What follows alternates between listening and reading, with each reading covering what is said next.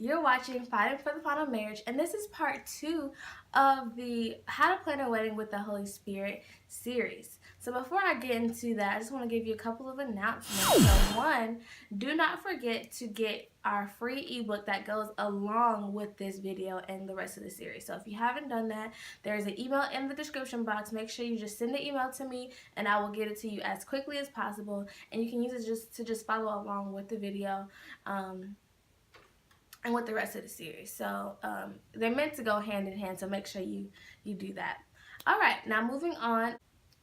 In our last video, we discussed talking about really having a strong foundation in Christ and really relying on Him and trusting in Him to do exceedingly and abundantly above all that you could ask or think in your wedding. And we also talked about the importance of not being swayed and not getting played into doing random stuff that people have done in the old traditions or people have done in your family or friends.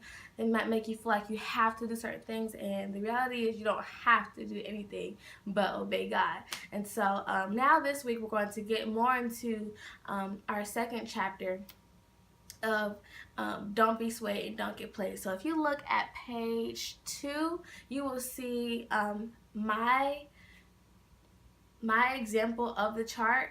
And so yeah, let's just get into it. So if you look, there are 3 columns. One column says important, one column says not so important, and the last column says not doing it. And so how you use this is you want to be able to gauge what's important to you and what's not important to you, so that when you are explaining your vision to people who are trying to help you, if you have a wedding planner, if you have a wedding coordinator, if you have people who are just trying to help put your wedding together, you want to show them, hey, this is what's important to me, this is what's not, so don't come to me with this, don't do this, don't, whatever. This is what we want to focus on, so that what you really want gets done, okay? And so and you might have these ideas already at the top of your head, or they might kind of progress as you go along, or if you do some research, they might, come to you as well. But I will just explain to you some examples of what I put under my columns. So under the first column, under the important column, I make sure that I put invitations there. Now this is something that I was willing to spend money on, something that I was willing to spend time on, something that I wanted to be really nice. I wanted to be able to print my invitations, I wanted nice pictures to be on there, and I wanted it to be like a whole thing. That's what I wanted. That was something that was very important to me. And so I went and got pictures done, and like engagement pictures, and I went and I designed my own invitations. Only because I'm good at graphic design, or else I would have paid for somebody else to do that, because it's something I was willing to spend money on. And then I got them printed, and then I got them cut and sized, and I got some envelopes for them, and I handwrote all of my people that I was sending them to, and I sent them out.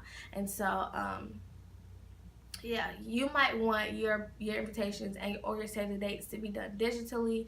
You might not care if they're fancy or not. You might even text a picture to your friends or whatever, or to your family. But for me, this is what I wanted. I wanted hard copies so that I could put it on my grandma's fridge, and she would see me all the time, and she would know, oh, my baby got married. Yeah. That's what I wanted. Okay, and so that was important. So that's under my important column. I got that done. Now moving on to my not so important column, I wasn't big on a lot of details for my bridesmaids, okay? Now that's just something that I don't know, like I grew up, looking forward to my wedding and planning and stuff, but I wasn't that deep, and so I didn't have the cut, bullet list of what I wanted my girls to look like. I didn't know how many I wanted, and so that fluctuated. But then they would ask me, like, how do you want our hair to look? How do you want our accessories? I'm just like, I don't know, and I don't care, okay? I really didn't. So that was one of the things that I eventually got delegated to some of the girls who are a bridesmaid, so that they could just do it amongst themselves. They can get some ideas, they can present it to me, and I can say, oh yeah, that's nice, or that's not nice, or okay, this is good. But I really realized quickly that there were some things that I just did not care about. I didn't care about small details. as much. So I delegated those things. So make sure that the things that are under your not so important column are delegated. So they're at least dealt with, but they're not just, sitting dormant. Now, the thing that was under my not doing it list was having a dinner reception.